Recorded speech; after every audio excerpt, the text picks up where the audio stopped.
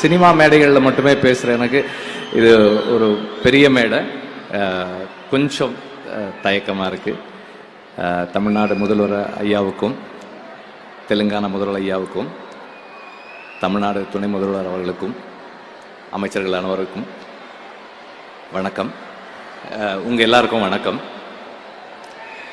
கல்வி நம்ம எல்லாருக்கும் எவ்வளோ முக்கியம்னு சொல்லி தெரிய வேண்டியதில்லை.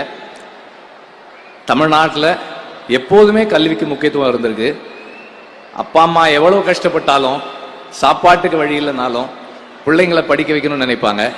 அது 50 வருஷமாக தமிழ்நாட்டில் தொடர்ந்து கல்விக்காக நடந்த வேலை. அது இப்போ கல்வியை நம்ம கிட்ட இருந்து சிஸ்டமிக்கா எடுக்கிறதுக்கு ஒரு வேலை நடக்குதுன்னும் போது அதை சிஸ்டமிக்காவே எப்படி எதிர்க்கணும், அதை சிஸ்டமிக்கா எப்படி எதிர்கொள்ளணும்ன்றது தான் இந்த 4 வருஷத்துல நடந்திருக்கிறது. குறிப்பா இந்த மேடையில நாம பார்த்த அந்த உயர்கல்வி இந்த வருஷம் சேர்ந்த அந்த மாணவர்களுடைய எண்ணிக்கை இருக்கு இல்லையா, அது எனக்கு ரொம்ப நெகிழ்வா இருந்தது. நாம ஒரு உண்மையிலேயே கல்வியில நாம ஒரு பெரும் பாய்ச்சலை கண்டிருக்கிறோம் தான் எனக்கு சொல்லணும்னு தோணுது. இது சாதாரண விஷயம் இல்லை. ஏன்னா நாம அங்க போயிடக்கூடாதுன்றதுக்கு அவ்வளவு வேலைகள் நடக்குது. ஆனாலும் நம்ம அங்க போவோம், எப்படி போக வைக்கணும்னு எங்களுக்கு தெரியும்னு செய்யற ஒரு செயல் ரொம்ப ரொம்ப ரொம்ப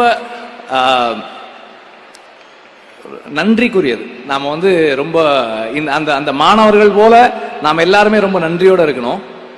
அண்ட் எல்லாரும் சொன்னது போல காலை உணவு ரொம்ப முக்கியம். பள்ளியில் அது கிடைக்குதுன்னு போது அதுக்காகவே பள்ளிக்கு வர்றவங்க இருக்காங்க. பள்ளியோட நின்றுடாம பல பேர் பள்ளியோட நிறுத்திடுறாங்க.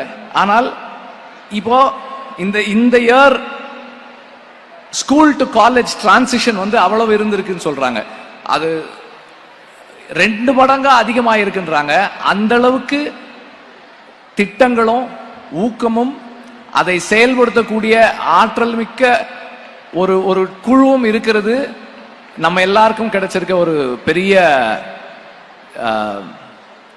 பலம். அது ரொம்ப ரொம்ப நன்றி. முதல்வருக்கு ரொம்ப நன்றி. இந்த அரசுக்கு ரொம்ப ரொம்ப பெரிய நன்றி. இந்த வாய்ப்பு கொடுத்ததுக்கு ரொம்ப நன்றி. கொஞ்சம் பதட்டமா இருக்கேன். நன்றிங்க. நன்றி. அனைவருக்கும் நன்றி.